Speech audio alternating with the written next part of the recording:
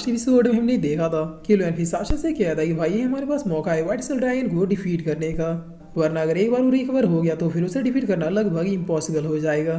तब ये सुने साशन अब आगे बढ़ते हुए कहा था कि रुको मैं कुछ करता हूँ, और ये कह के साशन अपनी पावर से यूज करते हुए फॉर्मेशन को क्रिएट करता है, जिसके बाद अपना पूरा जोर लगाते हुए सील को ब्रेक करने की कोशिश करने लगता है।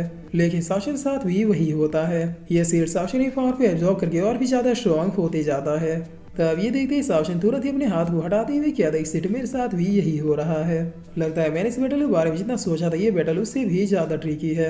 इन लोगों ने हमारे लिए पूरी तैयारी कर ली थी, जिस पर यह आदमी क्या था कि लॉर्ड भले ये सील्ड हमारी पावर्स को एब्जॉर्ब कर सकता है, लेकिन मुझे यकीन है कि सारे फॉर्मेशन की तरह इसे भी ब्रेक करने का कोई ना कोई तरीका तो जरूर होगा।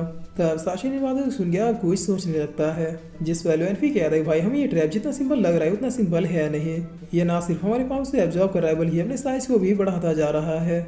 यानी हम लोग मान सकते हैं कि ये सिर्फ एक सील्ड नहीं बल्कि एक चलता फिरता बॉम्ब भी है। अगर हमने जल्दी इसे बाहर निकलने का कोई रास्ता नहीं ढूंढा तो हो सकता है कि ये किसी एक्सप्लोजन की तरह हमारे साथ ही फट जाए। जिसे सुने ये आदमी अब थोड़ा गुस्से में किया था कि आउटर रिलम वालों की तो लगता है ये लोग हमेशा से ऐसी चीज हरकतें करके दुनिया को बर्बाद करते थे, अब पता नहीं हमारे पास और कितना समय बचा है।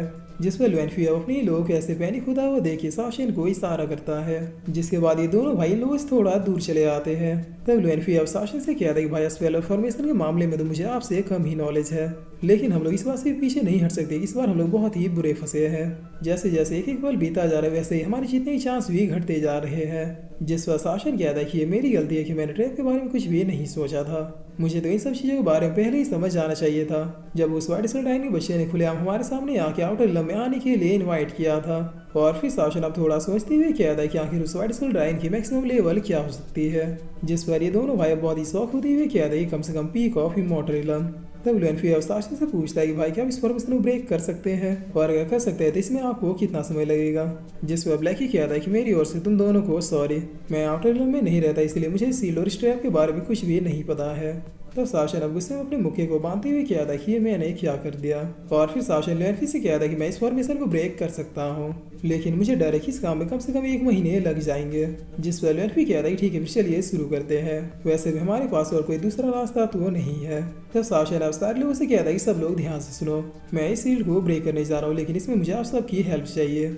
जब तक ये सील्ड ब्रेक ना हो जाए तब तक आप लोग कंटिन्यूसली अपनी पावर्स से मुझे ट्रांसफर करते रहे, क्योंकि मेरे आधे पावर्स को तो ये सील्ड ही एब्जॉर्ब कर लेगा। और हाँ, इस बात का ध्यान रखा जाए कि इस प्रोसेस में 1 महीने से भी ज़्यादा टाइम लग सकता है।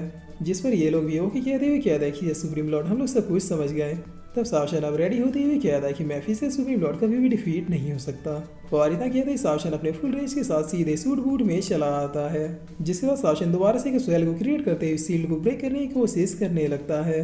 तो पीछे सब सारे सुप्रीम भी एक साथ साशन को अपनी पावर्स देना शुरू कर देते हैं, और देते हुए कहता है कि कमो साशन तुम ये कर सकते हो, ऐसी कोई स्पेल नहीं जो फिजिकल सुप्रीम लॉर्ड ब्रेक नहीं कर सकता।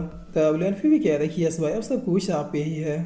जिस पर इधर ब्लैकी और रेड भी अपनी पावर्स को देते हुए कहता है कि कमो साशन बस एक बार तुम किसी तरह से इस फॉर्मेशन को ब्रेक करो, उसके बाद तो हम लोग उन लोगों का पिछवाड़ा ब्रेक करेंगे। तब साशन अपना पूरा जोर लगाते इस फॉर्मेशन को ब्रेक करने में लग जाता है, जिसके बाद अब सीन चेंज होता है। हमें व्हाइट सल ड्रैगन का एक केव दिखाया जाता है जहाँ पर व्हाइट सल ड्रैगन अभी भी अपने रिकवरी फॉर्म में था। तब ये यंग मास्टर पूछता है कि बताओ क्या सब कुछ प्लान के हिसाब से ही हो रहा है। जिस पर टायर किंग कहता है कि यस लॉर्ड अभी तक तो सारी चीजें बिल्कुल प्लान के हिसाब से ही हो रही है, हम लोगों ने सीक्रेट टेक्निक का यूज करके उन सारे इंसानों को ट्रैप में फंसा दिया है, और मुझे नहीं लगता कि वो लोग उस ट्रैप को ब्रेक कर पाएंगे, यानी मास्टर के पास अब रिकवर होने का इनफ टाइम है। तब ये यंग मास्टर कहता है कि नहीं, मैं उन दोनों इंसानों को बहुत ही अच्छे से जानता हूँ, जब मैंने उन दोनों से फाइट की थी तब मुझे पता चला था कि उन दोनों में गजब का पोटेंशियल है, इसीलिए ये समझना कि वो दोनों इस टेक्निक को ब्रेक नहीं कर सकते ये हमारी मूर्खता होगी।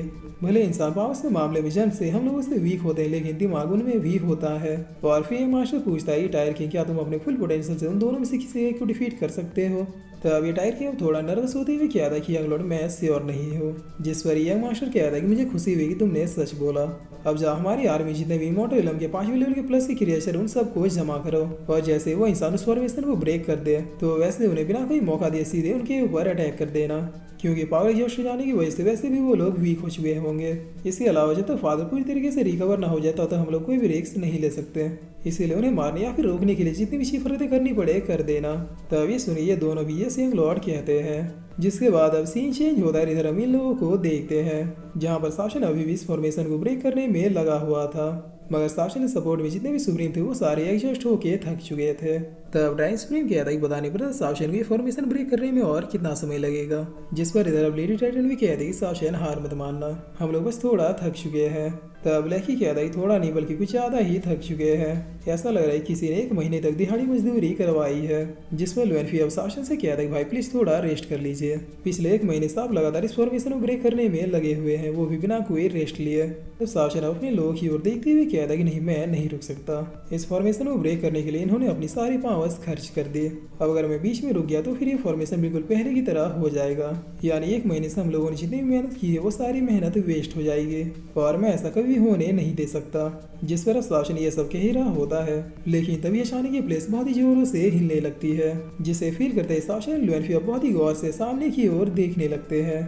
तब यहाँ भी इन्हें पता चलता है कि आउटर रिलम के क्रिएचर्स का एक बहुत ही बड़ा झुंड सीधे इन्हीं की ओर ही आ रहे होते हैं, और ये तो हमें पता है कि आखिर ये लोग कौन हो सकते हैं। जिस पर अब उनकी इतनी बड़ी सेना देखी ये लोग भी थोड़ा घबरा जाते हैं और घबराते हुए कहता है कि ये तो बहुत ही बुरा हुआ। तब उन्हें देखते हुए ड्रैगन सुप्रीम कहता है कि इतने सारे क्रिएचर्स, आखिर इनकी टाइमिंग इतनी अच्छी कैसे हो सकती है। जिस पर ब्लैकी भी अब बहुत ही फनी तरीके से कहता है कि शासन लगता है हमारी नैया अब डूबने वाली है, ये कमीने बैगन के ठगे इसी मूवमेंट का वेट कर रहे थे। और फिर से इस साथ ये एपिसोड यहीं पे खत्म होता है।